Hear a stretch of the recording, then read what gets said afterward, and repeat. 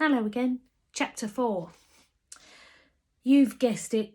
Charlie Smug is Sergeant Smug's son, and he's a real pain. I was always bumping into him and his dad's 3 Alsatians.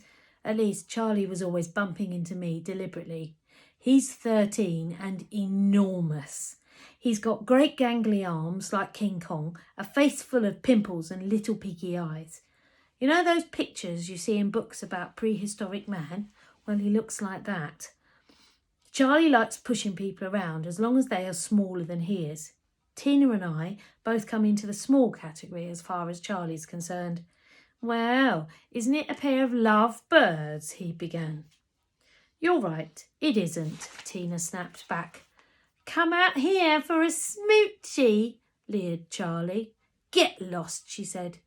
I wouldn't have dared to speak to Charlie like that. What are you doing here then? He demanded. Streaker made one of her rare guest appearances, flying past at Mach 3 before doing a bombing run on a distant rabbit hole. If you must know, I said, desperate to prove that there was nothing going on between me and Tina, we're out here to train my dog. Did I tell you that when Charlie Smug laughs, he sounds like an asthmatic donkey? I thought he'd never stop. Train that dog? He snickered. You can't train a dog like that. Yes, we can, insisted Tina. No problem. A sneering grin appeared on Charlie's face. He reminded me strongly of Quasimodo, although I didn't tell him that. And then he said the words that caused us so much trouble for the rest of the holiday. I bet you can't. I bet you we can, shouted Tina. There was a strange sinking sensation in my stomach, as if I could sense trouble ahead, but it was too late to do anything about it. Right, you're on. Charlie looked very satisfied. So, what's the bet? Demanded Tina recklessly. Charlie took Tina's stick and trailed it through the sludge at the bottom of the old tin bath. It came out trailing great globs of greeny black slimy weed. Several more bubbles floated up, burst and filled the air with their putrid stink. Charlie smiled. He towered over us with a murderous look in his eye and dangled the dribbling stick in front of our faces. If you haven't got Streaker trained by the end of the holiday, you have to take a bath right here.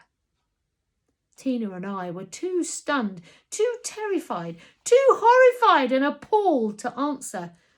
We simply gawked at Charlie in dismay. He was really enjoying himself, of course, and he hadn't finished either. You've got to wash your hair in it, too, both of you. I stared in disbelief at the yellow scum floating in the bath. I felt like being sick, but Tina snatched back her stick and waved it at Charlie. Don't forget bets work both ways, she shouted. If we do train Streaker, you have to wash here yourself. Charlie shrugged. That's okay. You'll never train her. I can't wait. He turned on his heel. You can have your smooch now, he added and strode off, laughing noisily. In the far distance, I could see a neat black head with flapping ears appear occasionally. Streaker was homing in on Charlie like a cruise missile. I nudged Tina and pointed. 5, 4, 3, 2, 1. There was a very satisfying yell, and Charlie suddenly disappeared from view. A few seconds later, he struggled to his feet, waving his fist. We were too far away to hear what he was saying. I shall leave it to your imagination.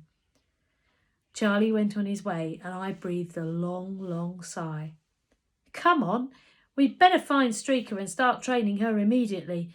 You've got us into a real mess now. Me? I like that. I offer to help and end up getting blamed for everything. We're in this together. Tina suddenly gave a giggle and stirred the murky water. Thank goodness we're not in this together, she pointed out. Ha ha, how could she joke about it? It's not bath time yet, Tina said cheerfully. You give up too easily. We're going to train that dog. Trevor, Get the £30 and we'll watch Charlie Smug sit in this bath and wash his greasy hair. Come on. What could I do except follow?